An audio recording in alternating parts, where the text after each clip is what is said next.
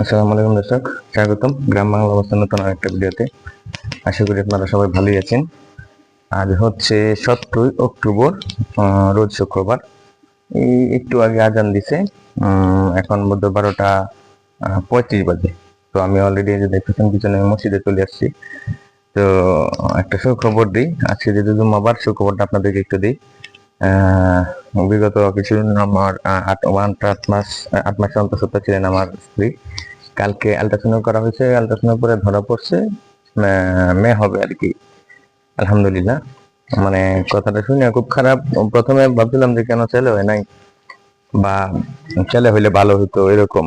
পরে আবার চিন্তা করে একা একা চিন্তা করে দেখলাম যে আমাদের হযরত মুহাম্মদ সাল্লাল্লাহু আলাইহি ওয়াসাল্লাম ওনারও কিন্তু প্রথম মেয়ে ছিলেন, ছেলে সন্তান ছিলেন। হ্যাঁ, প্রথম সন্তান মেয়ে ছিলেন। তাই তো আমার মন খারাপ করার কিছু নাই। তো আপনারা যারা আছেন তারা সবাই আমার জন্য একটু দোয়া করবেন, যেন আমি আমার মন থেকে এই কুপরামর্শটা, কুকথাটা যেন বাদ দিতে পারি।